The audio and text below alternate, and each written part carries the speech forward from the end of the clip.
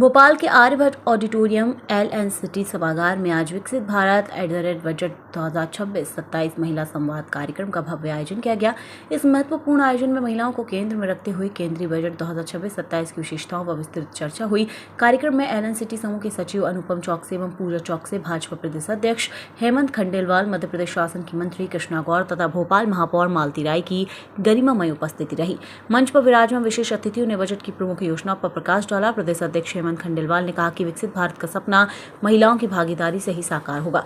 Budget में महिलाओं, किसानों और युवाओं के लिए विशेष प्रावधान किए गए हैं जो मध्य प्रदेश जैसे राज्य के विकास को गति देंगे।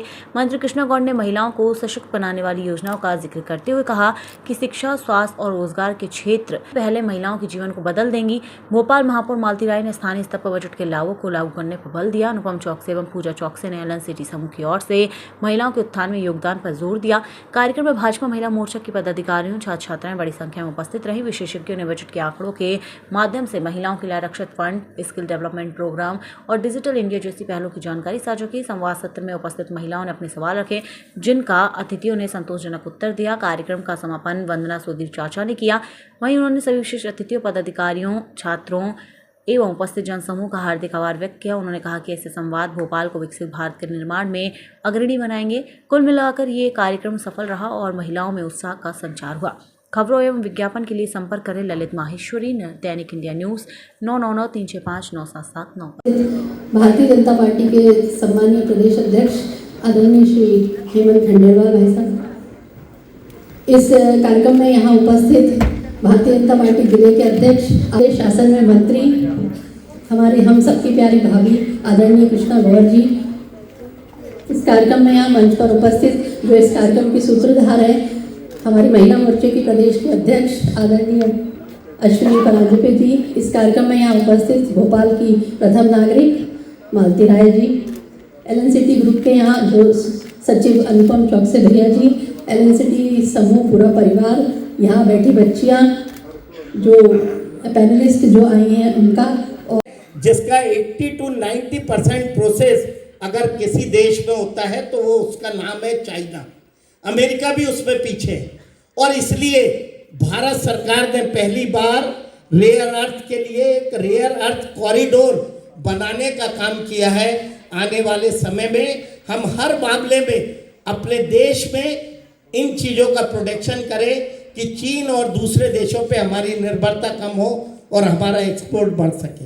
आपने एक चीज़ और सुनी होगी कि जो हमारा सेमी कंडक्टर है, जो हर इलेक्ट्रॉनिक गाड़ियों से लेके सब में काम आता है, उसका भी प्रोडक्शन चीन, अमेरिका या ताइवान जैसे देशों में होता था। सरकार लगभग 40,000 करोड़ रुपए खर्च करके भारत को आत्मनिर्भर बनाने के लिए एक बड़ा काम कर रही है। हमारे यहाँ 7 हाई स्पीड कॉरिडोर बनाए जा रहे हैं।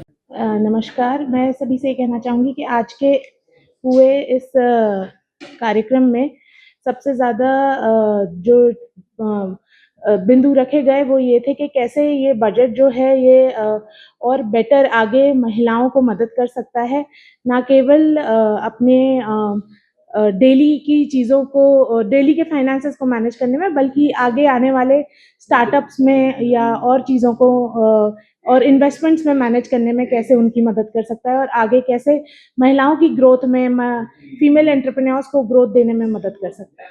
तो आप सहमत हैं पूरे बजट से?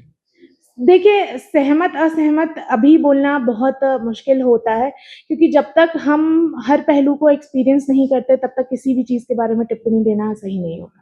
तो भविष्य क्या है, इस तरह से क्या आपके विचार हैं बजट भविष्य के लिए?